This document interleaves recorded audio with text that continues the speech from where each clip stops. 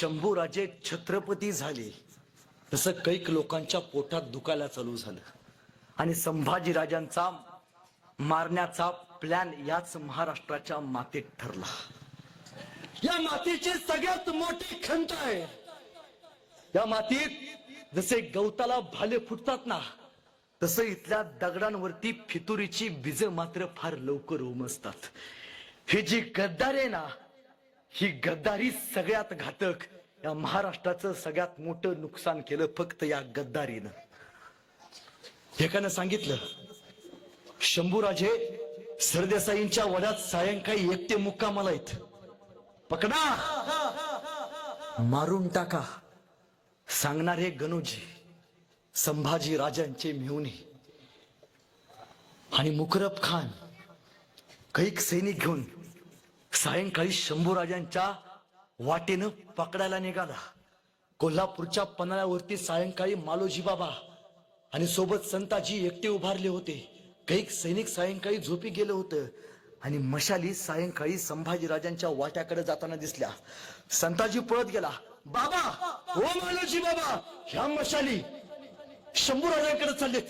संताजी पळत गेले, कटडावरती उभारले, दुर्बीण काढलं, बघितलं संताजी नाही, राजा ऐकलंय, गनिमानं आक्रमण केलंय, गद्दारी झालंय, लवकरात लवकर गेलं पाहिजे, शंभूराजांना वाचवलं पाहिजे, जीवाची रान करा, राजाला वाचवा.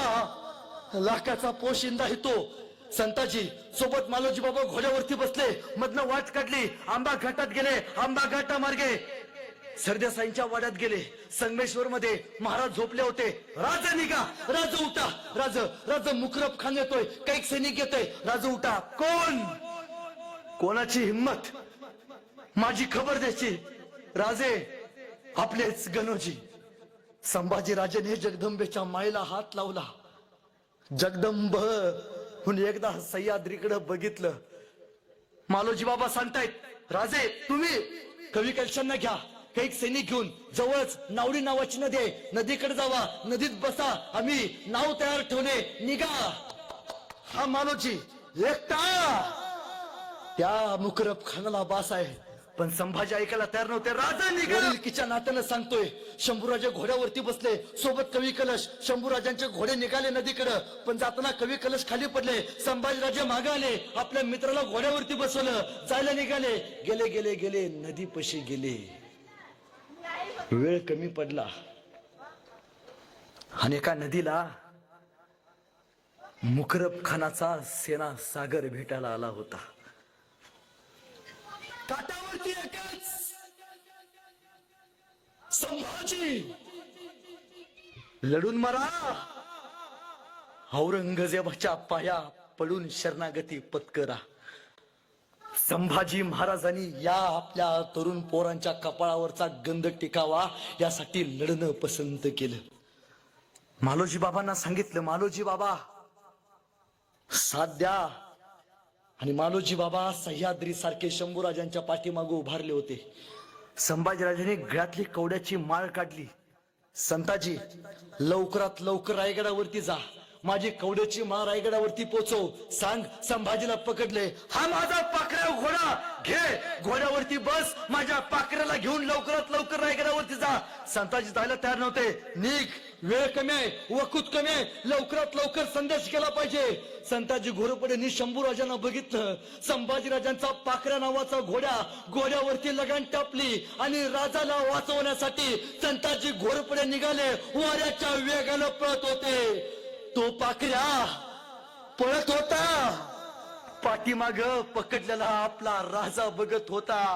डोळ्यात पाणी होतं. आयुष्यभर राज्याभिषेकाला राजा माझ्या अंगावरती बसून मिरवला, राजाला पकडलाय, जीवाचं रान करत होता. राजासाठी डोळ्यात पाणी घेऊन वाऱ्यासारखा पळत होता. तलवारा बाहेर काढला. आता युद्ध सपार सब कटल्या. पण मालोजी बाबा, 60 वर्षाचा मालोजी, संभाजी राजांसाठी पहाड म्हणून उभारला होता. जिगर होत नव्हती कोणाची समोर जायची. युद्ध चालू झालं. सपार सब कटल्या. एक मालोजी बाबा तलवारी सारखे, वाघासारखे शत्रूच्या सैन्यावरती तुटून पडले होते. बळ तोकडं पडले. मालोजी बाबांची गर्दन कलम केली गेली. जाताना शेवटचं वाक्य, मावळ्यांनो जीव गेला तरी चालेल, संभाजी राजा वाचला पाहिजे. राजाला सुखरूप पोचवा. आपल्या शिवाजीचा लिओ काय रे तो. लहानपणी आई निघून गेली 2 वर्षाची, धारावून दूध पाजून मोठा केलेला लिओ काय तो. राजाच्या लेकाला वाचवा बर का. उपकार विसरू नका आपल्या राजाचं. सैनिक लढत होते. बळ तोकडं पडलं, साखळ दंड आणले आणि संभाजी राजांना गिरफ्तार करायचा प्रयत्न केला. पण कसा होईल गिरफ्तार. अरे वाघाचा छावा येतो. एक पाऊल पुढे टाकायचा. राजा फक्त वर बघायचा. 4 पावलं माग सरायचं सैनिक. त्यावेळी मुकरब खानाला कळालं, जगात सगळ्यांचा नाद करा, संभाजी राजा नावाच्या छाव्याचा उभ्या आयुष्यात नाद करायचा नाही. अजिबात नाही. पण फितुरीनं दोर आणले, साखळ दंड आणले आणि छत्रपती संभाजी राजे गिरफ्तार झाले. मराठ्यांचा छावा मुघलांच्या दावणीला बांधला गेला फक्त फितुरीमुळं. आणि औरंगजेबाला कळालं, संभाजी राजांना पकडले, खाली आला, त्याला रहम दिल्ली, जन्नत के दरवाजे सुन ले, काफर आ गया, अब दिखाएंगे औरंगजेब चीज क्या है.